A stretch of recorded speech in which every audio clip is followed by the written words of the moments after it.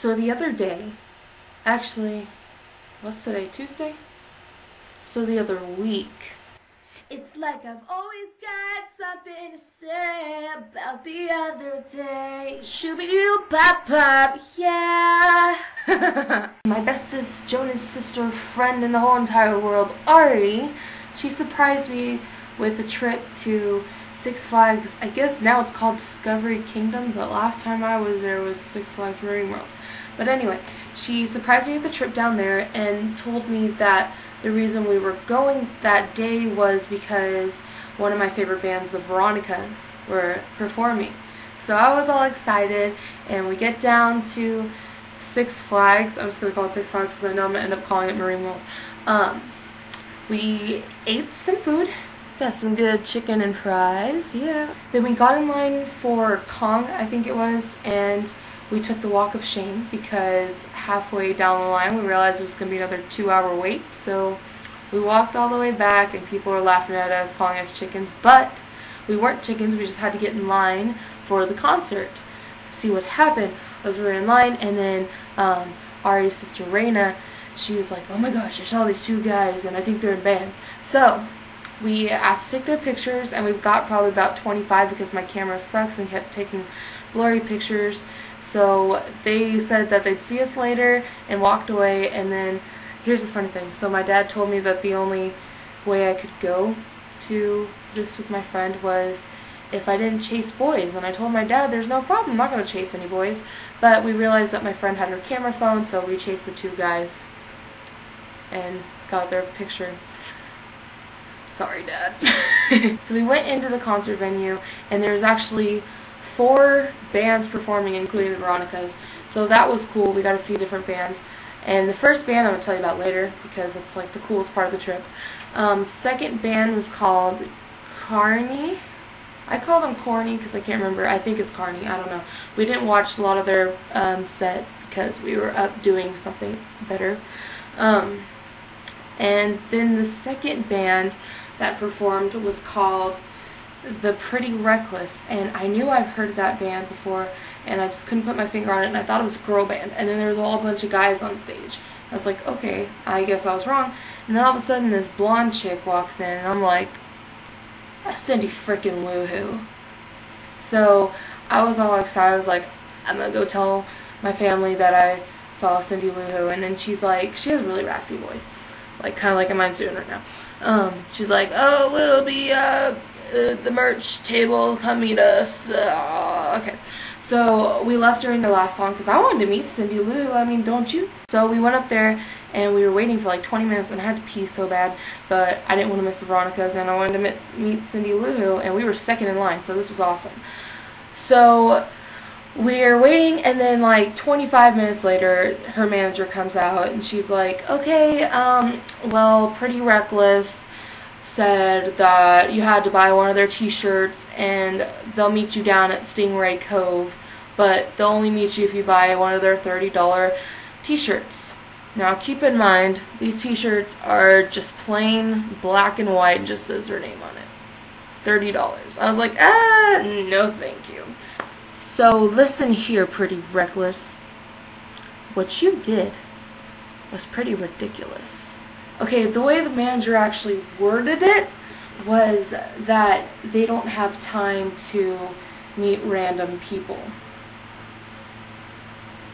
Okay. So we go back to our seats and we wait for like another half an hour. I don't know why. The stuff was all set up. They just kind of, you know, maybe they were doing backstage rituals. I don't know. I wasn't there. So the Veronicas come out and they're awesome. They sound just like they do on the CD, and I never in a million years thought I'd ever get to see the Veronicas because they're from Australia and I'm not. Later on in the day, I went to the bathroom finally, and on the way there I ran into Cindy Lou Who / Taylor Momsen. And I yelled, Taylor, across the thing because I wanted to get her attention because I saw her. And she didn't say anything. So then I walked up to her and I told her she was great. I'm not really into Screamo music. It wasn't really Screamo. There was a couple songs I'm not going to lie I liked. I told her she was great, and she's like, oh, thank you so much, and then just walked away. She's real nice. So, the one thing I didn't tell you guys about yet was those two guys we met in line. And they were from a band, the first band that performed.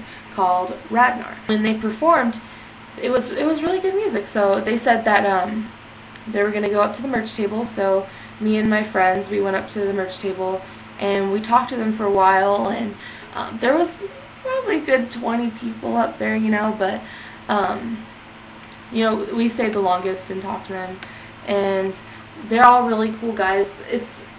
I don't think it's a band though, I think it's just one guy, and please don't kill me if I say your last name wrong, but it's Ragnar Rosenkrantz. It's from Iceland. I don't know how to say it, but it's a really cool name. And he kind of reminds me, I'm probably way off, but for me, the music kind of reminds me of like The Killers meets The Fray / something you've never heard before, because it's really cool. And so we were up there and we met all the guys in the band. There was Roddy, which we talked to a lot. He was the violinist, and it was really cool. And he worked with people like Aerosmith and stuff. We looked up on his website. It was really cool. And then we met the keyboardist, and his name was Micah. I'm pretty sure if I forgot your name, I'm so sorry. And then the guitarist's name was Andrew, and the drummer, his name was Luke, and they were all really cool. And Ragnar is the composer, or the writer, and you know, he played the guitar and he played piano. And also we met, there was a random dancer on stage, and she was pretty cool. And she worked with people like Missy Elliott and Lady Gaga. Kind of got like the inside scoop a little bit. Shh, that's all good things, don't worry. Oh, so I was talking to their manager, Jason, and he kind of gave me a little bit of insight, like as far as, you know, the music industry and how that works and stuff. So that was really exciting for me. He said music is like a virus. We are going to start a street team, me and my two friends, Ari and Raina. And you guys, right now it's still kind of in the production. You know, we're emailing them and trying to figure out what we want to do as far as what kind of, I don't know. I'll let you guys know later, but right now, I'd really appreciate it if you guys would check Ragnar out, and his website is links right here and also in the sidebar, but it's www.ragnarmusic.com. And you can go there, and he's got song previews. I'll play one of my favorites right now, a quick little snippet, and it's called Open the Road, which is also the title of his upcoming CD, which I think he said would drop in August.